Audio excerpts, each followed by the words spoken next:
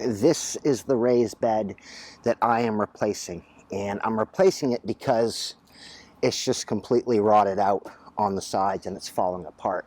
I have these two small 2 foot by 4 foot by 5.5 inch raised beds in between my larger 4 foot by 4 foot by 12 inch raised beds, and these were an experiment with no dig. Just pure compost was put in these beds, and that all worked fine. But here in South Texas, at least where I live, this ground does not soak up the water quickly. It stays on top, and all of my beds have soaker hose in them that are connected to a main watering line that I put in the ground.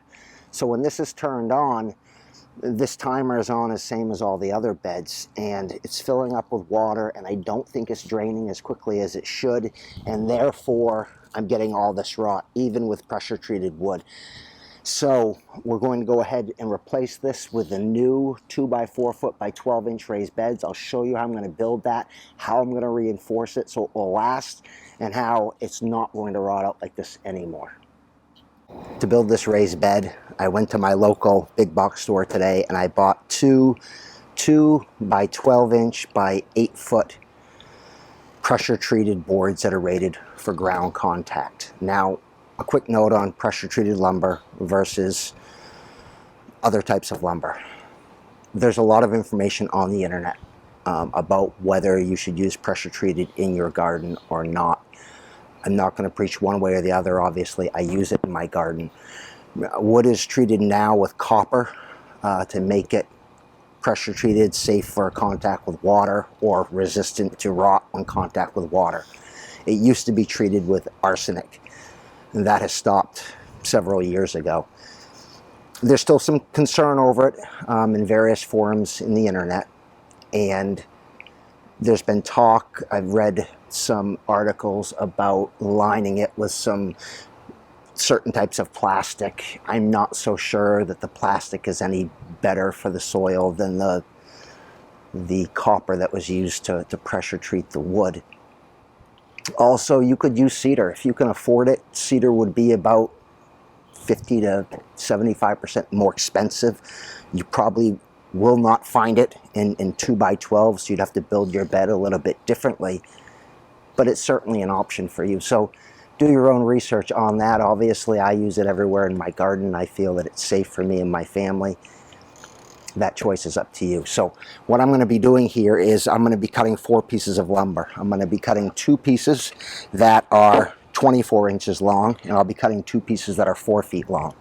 And what I use to do this, actually what I use to do 90% of the work in my garden are these 2 tools, a drill and a circular saw. And there are some really good deals on circular saw and drill combo kits at every single big box store for less than $100.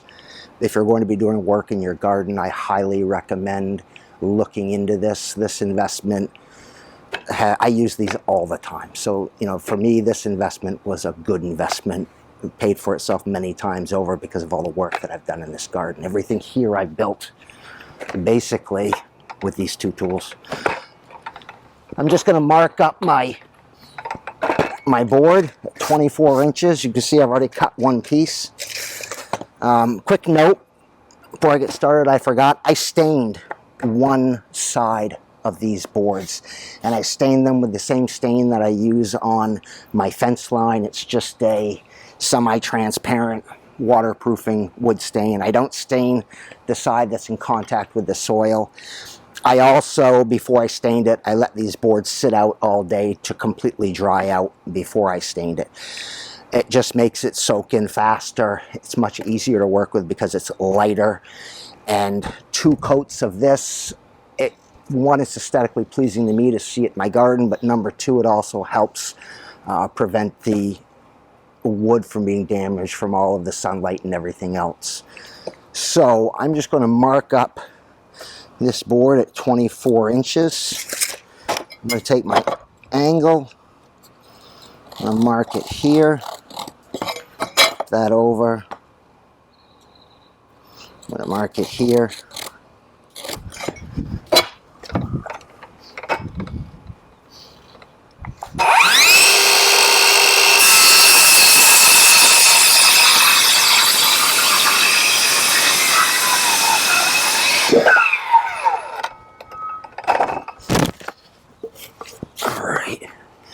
So I've got the front and the back cut.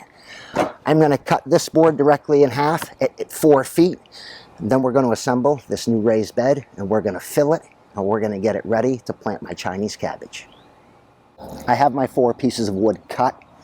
I'm going to assemble this on the ground. One tip is to put some pieces of wood or some bricks or some paved stones down on the ground to get your wood up off the ground while you're assembling it. It will make it much easier for you to screw in these bottom screws. So what I'm going to do, I'm going to take one piece of wood here, and I'm going to take one piece of wood here, and I'm just going to line them up like this. And I'm going to screw them in with, from the back here, one screw about 1 inch from the top, one screw in the middle, and one screw about 1 inch from the bottom. So 3 screws holding this together. But I'm going to start the screws with the wood flat because it just makes it easier to line it up. It's kind of difficult to start these screws if you're trying to hold everything together. So about 1 inch from the top.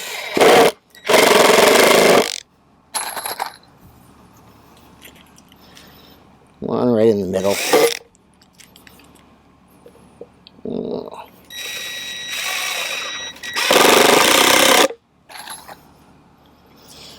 And one inch there.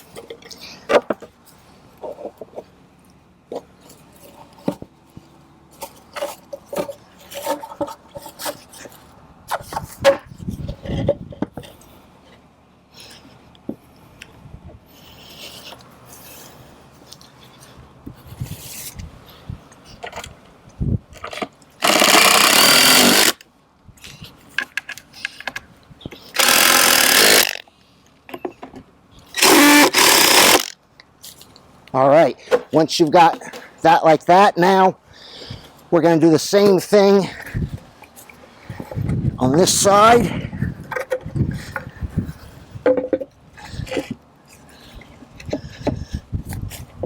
Just like that.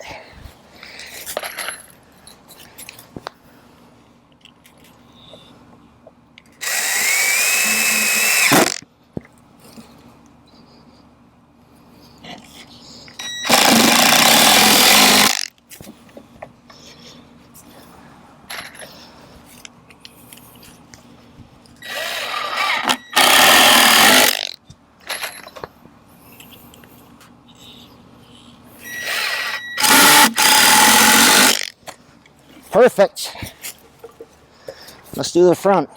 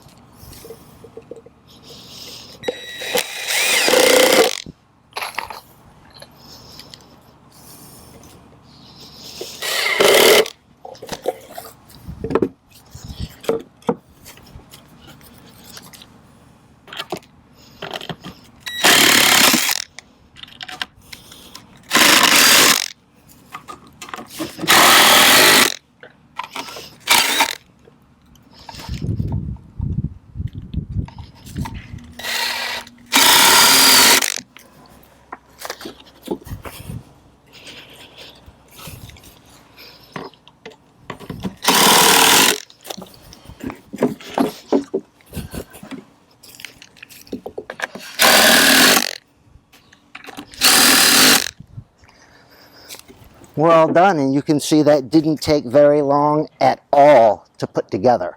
The next step is remove this old bed and let's prepare the new raised bed. I have quite a bit of mulch on top of this bed, so I'm going to go ahead and remove the mulch, and I'll move it to another bed. After we remove the mulch, we're just going to lift this bed out exactly where it is and fit the new one right on top.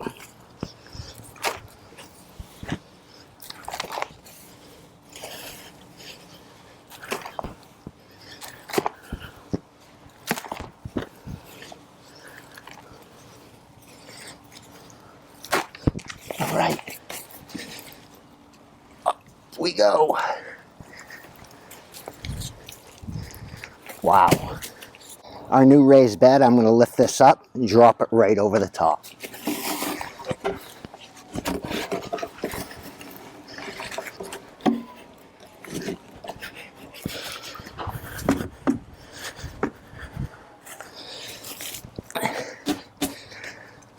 Okay, now this bed is a little bit longer than the old bed. So I have a space here about 4 inches where I've got grass down below that. And so what I'm going to do is I'm going to put a small piece of cardboard down in here so I don't have these weeds growing up through my raised bed. I'll do that and I'll show you a picture of it. So there's the front end where I just dropped that cardboard in. Here's my raised bed, and you can see it is only about half full. So next up in this project is let's fill up this raised bed. I did not have enough of my compost left over to make up a batch of my own raised bed soil, and you can use that using peat moss, vermiculite, and compost. And so today I went to the big box store and I got some raised bed soil. I've never used this before, and as an insurance policy, I'm going to be adding into this about 1.5 cups of this organic tomato, vegetable, fruit fertilizer, balanced fertilizer 463. I've used this a lot in my garden. I'm very happy with it. And since I've never used this soil before, this is just going to give me a little bit more confidence that there's going to be enough nutrition in the soil to take my plants through their entire growing season. So I'm just going to mix that up in there.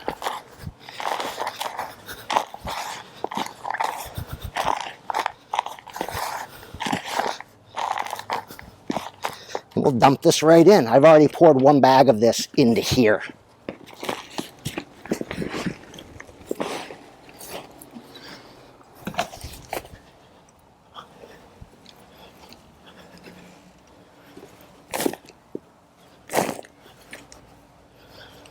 All right, we are definitely going to need another bag of soil.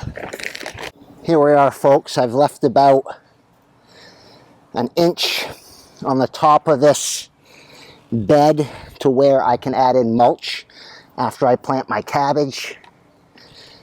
But you can see that didn't take very long at all. I've got one more step and one more tip I want to share with you, so stick around. I'll be right back. Before I finish off this bed, I want to talk about a problem I've had on all of my beds here in South Texas. With the direct sun and the intensity of the sun that I have in my garden, no matter how I assembled these beds using internal planks to beef them up and putting 8 screws in each side, no matter how I did it, after a season or two, these boards would start to warp and pull apart, and there was nothing I could do to prevent that. Now you'll see on all my other raised beds, I have these corner brackets on them. There's various suppliers on Amazon, and the ones I've used are very good. They have permanently fixed this problem. Now, these are not the right size for this wood, so I'll be buying some more, but essentially what you do is you take these brackets and you screw them right into the sides of the wood, and it holds everything together and it prevents those raised beds from splitting apart. And if you spend a lot of time and energy making raised beds and you come out one day and you see these things pulling apart and there's nothing you can do about it, it's really frustrating. If you've got that problem, give these brackets a try. Just want to say thank you for watching the video. If it helped you in any way, please give it a thumbs up. That really helps the channel. If you're not a subscriber, please consider subscribing and ringing that bell. Click that bell so you'll be notified next week when we put out a new video. Next week, we're going to be planting banana trees. My name is Riley. Thank you for visiting my garden.